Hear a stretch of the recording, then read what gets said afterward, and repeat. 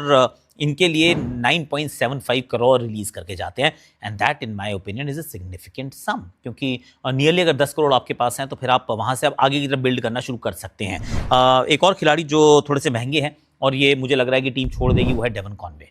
और Devon Conway के साथ ही काफी समय तक रहे। डेवन कॉनवे ने इस टीम के लिए अच्छा भी किया, लेकिन डेवन कॉनवे को पिछले साल या फिर इवन उससे पिछले साल थोड़ी चोट की समस्या और जितने मौके दिए उतने मौके काफी नहीं थे यार।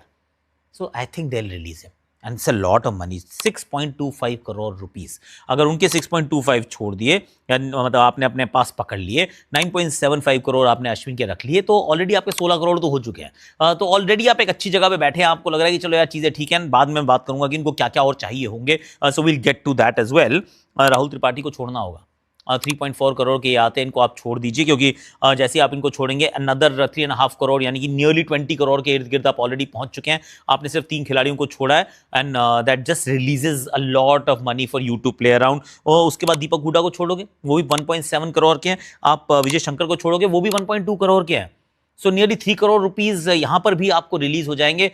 Now you looking at 23 crore. तो अगर 23 करोड़ रुपीज तक आपके पास आ जाते हैं फिर तो आपको शायद सचिन रविंद्र को छोड़ने की आवश्यकता भी नहीं पड़ेगी। आप उनको रख भी सकते हो कि चल यार आप हमारे साथ बने रहो, हम आपको नहीं छोड़ते हैं। At some stage you will be useful. हालांकि सचिन 4 के थे, पर अब उनको रख सकते हो।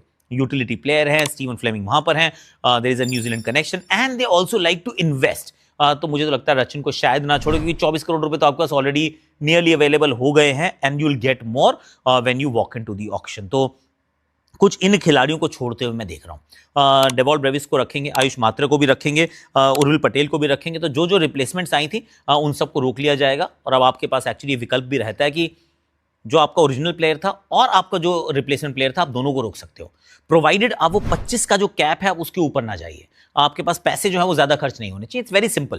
तो अगर आप उस मैथ को आप मैथ कर सकते हैं तो फिर आप दोनों को रोक सकते हैं। तो यानी ऋतुराज गायकवाड़ भी रहेंगे, उर्विल पटेल भी रहेंगे, डेवॉल्ट ब्रेविस भी रहेंगे, गुरजबनीत को हो सकता है छोड़ दें, हो सकता है ना छोड़ें, मतलब चाहे तो उनको अपने पास वो रख भी सकते हैं और उनके पास आयुष मात्रे भी रहेंगे। तो मुझे नहीं लगता कि यहाँ पर कुछ ज्यादा बदलाव की आवश्यकता है। अब इनको चाहिए क्या होगा, सी दैट्स अनदर थिंग।